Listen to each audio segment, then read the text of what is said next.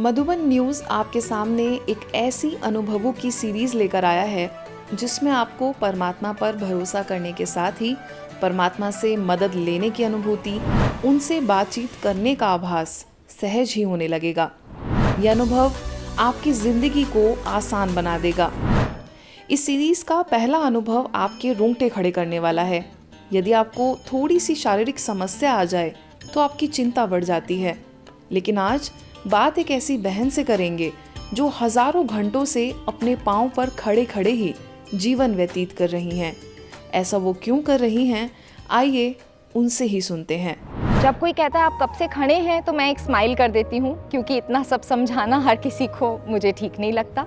मेरे लिए बैठना तो पॉसिबल नहीं है, क्योंकि बहुत टाइम खड़ी रहती हूँ। सुबह जब से उठती हूँ अमृत वेला से मैं खड़ी रहती हूँ रात के कभी 10-11 बजे तक। सोने में भी मेरे लिए कुछ रिस्ट्रिक्शंस हैं, क्योंकि मैं सीधा नहीं सो सकती। सीधा सोने में टेलबोन डायरेक्टली टच होती है सरफेस पे। पेन को टाला तो नहीं जा सकता, ये भी सच है, लेकिन सफरिंग ऑप्शनल कैसे बनाई जा सकती है उसका तरीका मुझे बाबा के ज्ञान से ही मिला। एक बार मन में कभी आता है कि काश इसकी कोई टैबलेट होती। आज तक इंडिया में सिर्फ 2 ही सर्जरीज हुई हैं। डॉक्टर भोजराज मुंबई में स्पाइन के गॉड माने जाते हैं, उन्होंने की है, जिसमें से एक पेशेंट एक्सपायर हो गया सर्जरी के बाद और दूसरा पेशेंट कभी लौट के नहीं आया। तो उन्होंने मुझे कहा कि मैं आपकी सर्जरी नहीं करना चाहता हूँ। पेन मैनेजमेंट के लिए भी मेरे लिए सुप्रीम सर्जन परमात्मा शिव ही हैं। आपने जैसे बताया कि आपको टेल बोन में प्रॉब्लम है और पिछले 5-5.5 सालों से दिक्कत में हैं आप, तो ये दिक्कत आपको शरीर में मतलब आई कैसे? आप उससे पहले अच्छे से चल फिर पा रहे थे, बैठ सकते थे, आप अपना डेली रूटीन वर्क करते थे, लेकिन ये दिक्कत आपको अचानक से कैसे हो गई? तो थोड़ा सा उसके बारे में बताइए। मैं वैसे फिट एंड फाइन थी, बट ओवरवर्किंग की वजह से मुझे अपर बैक में थोड़ा पेन स्टार्ट हुआ था। नॉर्मली पहले लोग होम रेमेडीज़ के बारे में सोचते हैं, फिर डॉक्टर के पास जाते हैं।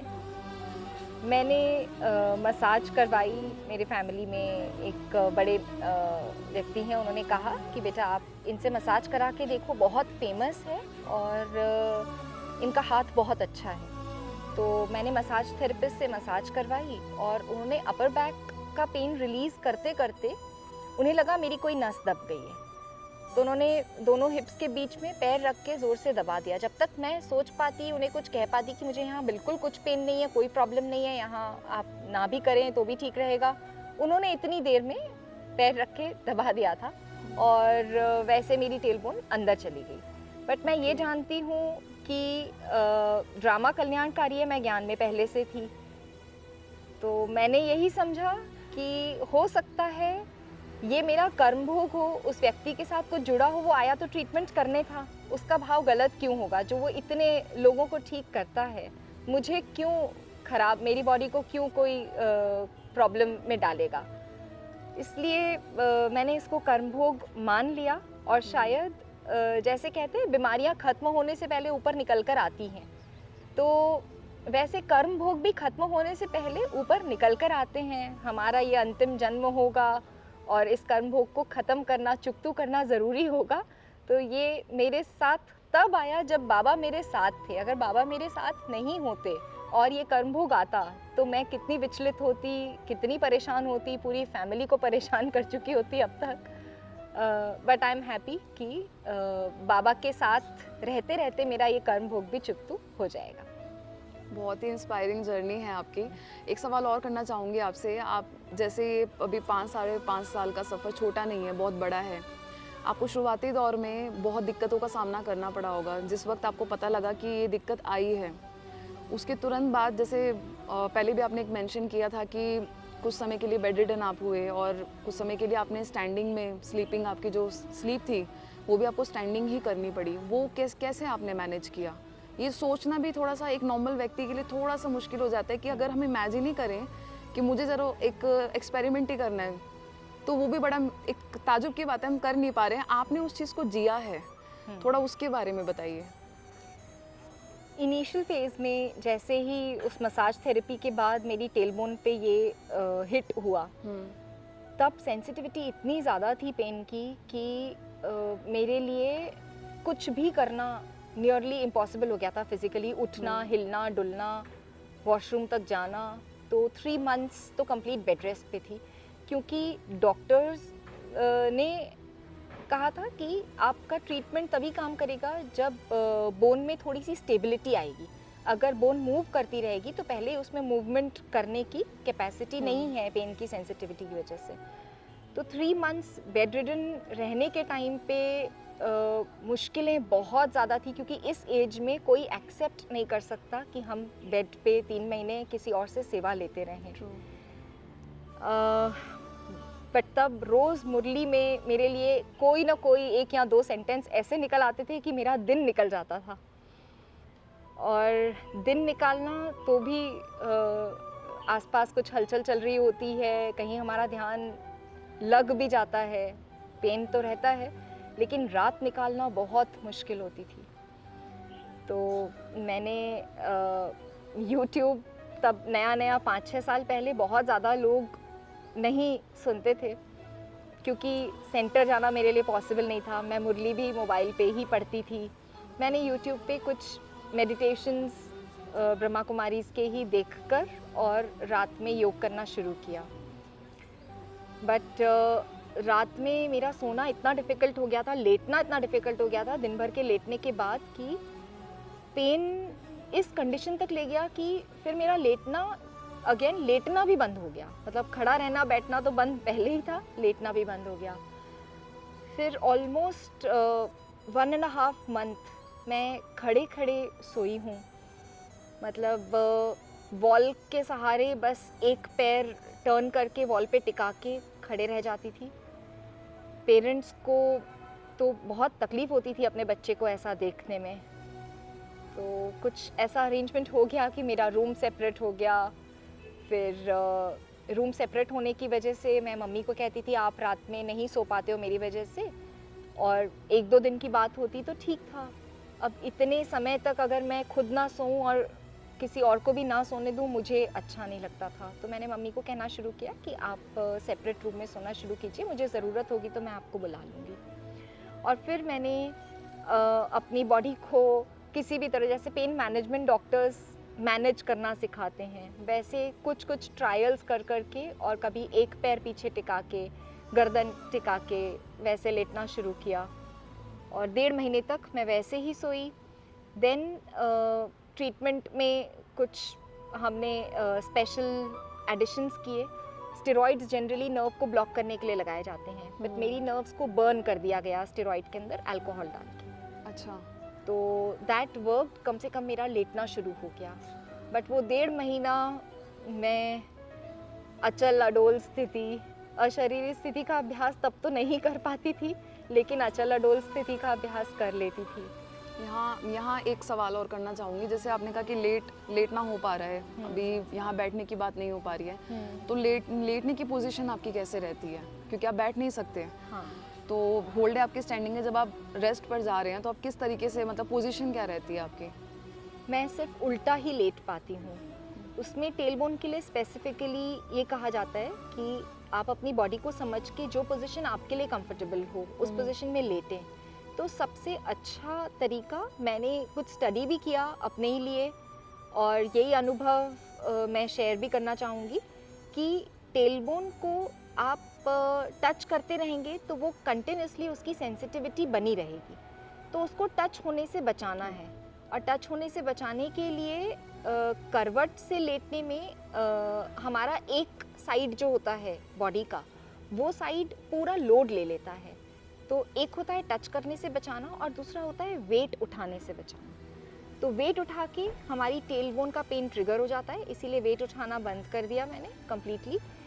इनिशियली तो मुझसे एक खाने की प्लेट भी नहीं पकड़ी जाती थी, एक पानी का ग्लास भी नहीं पकड़ा जाता था। तो मैंने फिर छोटी बिस्लरी की जो बॉटल्स आती हैं उससे पानी पीना शुरू किया। प्लेट में हाफ क्वांटिटी में डिनर, मतलब मैं वैसे भी 2 रोटी खाती थी, फिर मैंने प्लेट भी सबसे लाइट वेट वाली यूज़ करनी शुरू की, और लेटने में सिर्फ उल्टा लेटना शुरू किया, एंड दैट हेल्प्ड मी। एक चीज़ और पूछ लेते हैं आपसे। अभी मधुबन में आप आई हुई हैं, शांतिवन में इस वक्त हम लोग मौजूद हैं, तो इन 5.5 सालों के बाद आई गेस आपका आना हुआ है, कितने समय के बाद आप यहाँ पर पहुँचे हैं? और क्योंकि आप इंदौर से हैं, तो इंदौर से शांतिवन का आबू रोड तक का सफ़र आपने कैसे तय किया? मैं 6 इयर्स पहले मधुबन आई थी। मैंने तब संकल्प किया था कि नेक्स्ट टाइम मैं बाबा मिलन पर आऊँगी। तब मैं आर्ट एंड कल्चर विंग की कॉन्फ्रेंस में आई थी और संकल्प था, लेकिन ड्रामा में नहीं था शायद, तो ये प्रॉब्लम होने के बाद मैं ट्रैवल तो बिल्कुल नहीं कर सकती थी। तो ये पूरे 6 साल मैंने ट्रैवल किया ही नहीं। एट द मोस्ट कहीं ट्रीटमेंट के लिए दिखाने भी जाना होता था तो मुझे फ़्लाइट से जाना होता था, और माउंट आबू के लिए डायरेक्ट फ़्लाइट इंदौर से नहीं है, तो उदयपुर या अहमदाबाद तक आप फ़्लाइट से आकर यहाँ बाय रोड जर्नी करनी होती है, इसीलिए इतने टाइम तक मैं नहीं आ पाई। लेकिन संकल्प था कि बाबा मिलन में आना है। तो अभी इतने टाइम में बॉडी में रेजिस्टेंस इतना आ गया था कि मैंने सोचा कि 2 आवर्स की जो जर्नी है उसके लिए मैं अगर कोई सोल्यूशन निकाल लूँ कि किसी इजी तरीके से मैं यहाँ बाय रोड जर्नी कर सकूँ, तो मैं प्लान कर लेती हूँ। मैंने ट्रेन जर्नी तो उल्टा लेट के ही कर ली, मैनेज कर ली। और रोड जर्नी के लिए जो स्मॉल बसेस होती हैं, tempo travellers, van kind of buses, उसमें हमने अरेंजमेंट किया था हमारे ग्रुप का। तो उसमें मैंने खड़े खड़े ही वो 2.5 आवर्स की जर्नी जो है वो क्रॉस कर ली और मैं मधुबन आ गई।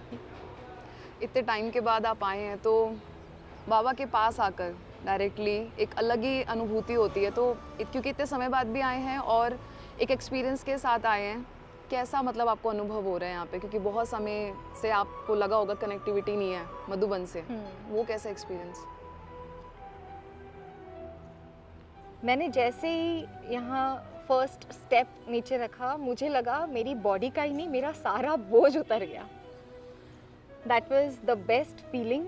मतलब एक डीप ब्रेथ ली, और बोझ वैसे लेने की आदत नहीं है, बट जैसे मैंने कहा कि पेन इनएविटेबल है, तो पेन के साथ पेन को भी उतार देना ये मेरा एक्सपीरियंस मेरे लिए भी बहुत नया था।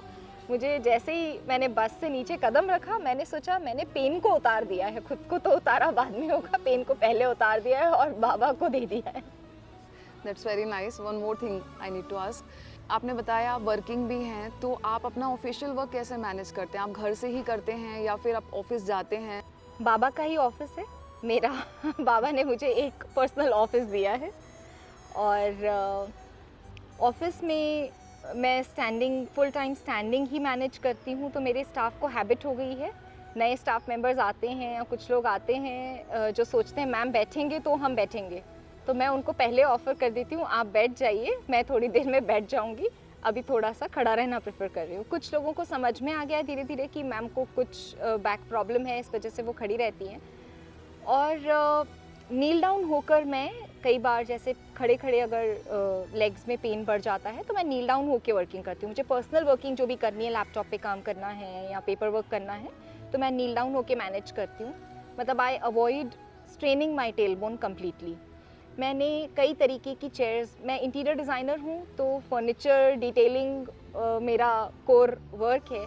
मैंने अपने लिए कई तरीके की चेयर्स बनवाई, कुशन्स बनवाए। कुशन्स रेडी मार्केट में मिलते हैं, coccyx bone, tail bone cushions नाम से मिलते हैं, बट समहाउ अब कोई भी चेयर मुझे सूट नहीं कर रही है, इसलिए मैं नील डाउन होके काम करती हूँ। बैठने का काम जितना होता है नील डाउन होके करती हूँ। तो ये थी हमारे साथ भूमिका बहन जो इंदौर से आई हैं और काफ़ी वक्त के बाद आई, तो हमें जानने को मिला कि एक तकलीफ़ से ये गुज़र रही हैं। तो हमने सोचा कि आपके साथ इनकी स्टोरी शेयर की जाए ताकि आप भी देखें कि बाबा की मदद से बड़ी समस्या में बाबा किस तरह हमें सॉल्यूशन देते हैं, हमें जीवन जीने का नया तरीका मिलता है, जीवन जीने की नई राह मिलती है।